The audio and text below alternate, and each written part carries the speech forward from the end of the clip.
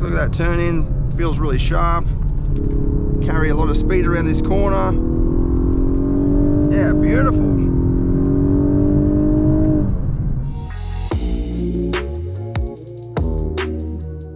If you're looking for the ultimate in Japanese luxury sedan motoring, then this is a good place to start. It's the 2025 Lexus LS 500H. It's basically the flagship model in Lexus's showroom, aside from some of the SUVs.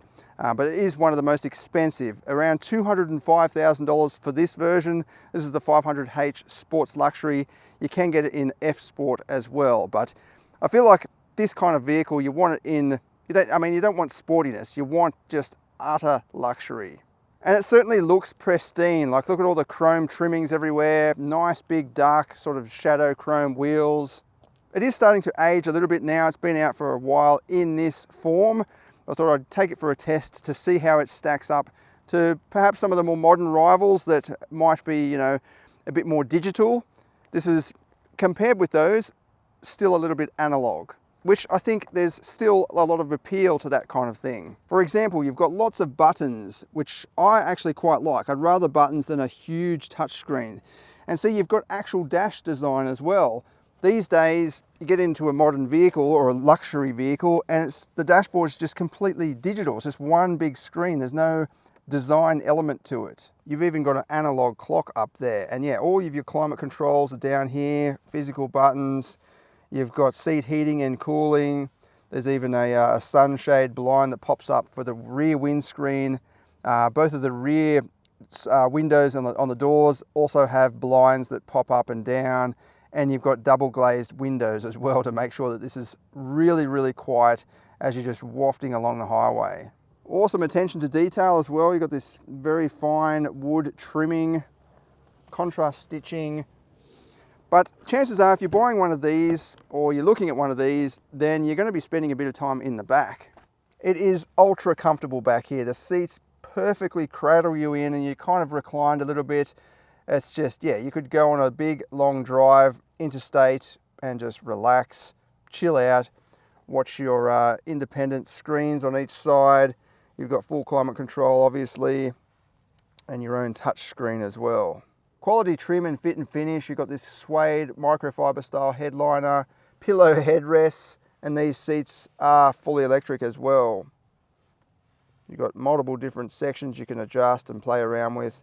You've even got a Ottoman style flip up leg rest if you want to, and just, yeah, sit back and completely relax. In the back, not that you'll be playing around in the boot much, your driver will probably handle all of your luggage for you. You've got a decent size cargo area, although it doesn't go far deep forwards. You could definitely get a golf bag in there or couple of carry-on luggage bags, or maybe one large suitcase. Under the bonnet, you've got a 3.5 litre petrol V6 paired with hybrid electric assistance. Combined power is 264 kilowatts, which might not sound like much by today's standards. This thing weighs 2.2 tons as well, but it actually goes quite nicely. Lexus claims 0 to 100 in 5.4 seconds, which is not hanging about. Best yet, you've got excellent fuel economy. So if you are a driver, you can drive this thing for quite a while before needing to fill up. The official average consumption is 6.8 litres per 100, and you can get quite close to that in the real world. We'll go for a drive and just see how it handles, see how luxurious and comfortable it is, and then we'll get stuck into the performance testing. Now, obviously a vehicle like this is not made for sporty driving down a winding road, as a primary focus anyway, but we'll give it a go just to see how it reacts, see how it handles. Before we get stuck into it, there's my economy there, 8.5 litres per 100 kilometres. I think that's very good, considering this offers respectable performance. It also weighs 2.2 tons, as I said, and it's a large vehicle. So if you look at any other vehicle of that sort of caliber, in terms of performance and size and weight, it's going to chew more. I'm betting it's going to chew more than 8.5 in the real world, aside from an electric vehicle, obviously. So you do have a number of driving modes to choose from, but even in the standard mode, that's nice down through there. It really just glides around the corner. There's a little bit of body roll, but it just maintains that, it leans a little bit, then just stays there. But it feels good. Like, it actually feels nice, like it's squirming down these bends like it kind of wants to be here. Also, when you leave it in the normal mode, you don't have as much, or if any, artificial sound coming through from the engines. I'll give it the full beans. You've got a throaty V6 sound, but when you put it into, you've got Sport S and Sport S Plus, floor it, you've got this artificial sound coming through. It's kind of the same sound actually. They've synced it quite nicely. It's just, you know that it's fake. I don't think it's needed really, considering it does sound pretty good even in the standard sort of mode. You've got paddle shifters as well, but this is a CVT gearbox, unfortunately. For sporty drivers anyway, they're not going to like that. It just means when you pull the paddle, you're not really getting a gear. It sort of mimics changing down a gear, but then you can just flick it all the way up to 10th gear while you're going so slow, and it's obviously you can't do that if it was a proper or a conventional gearbox.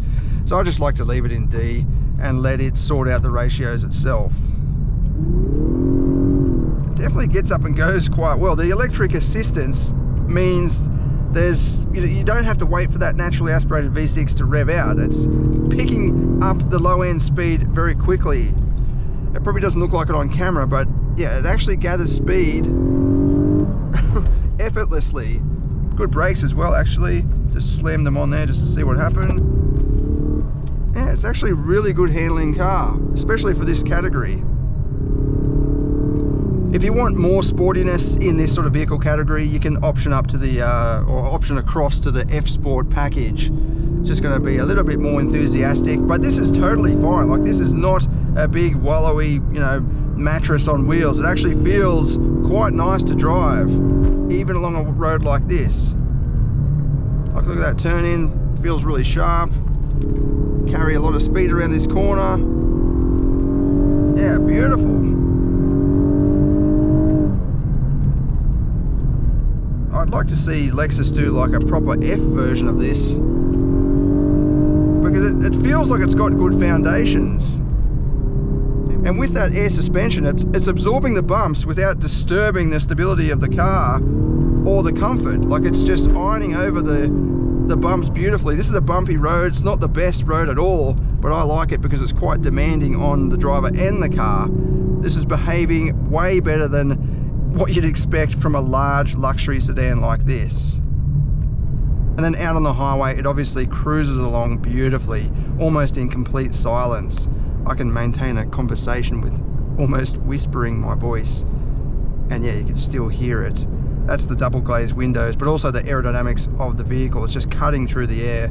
Very little in the way of wind noise, even around the mirror.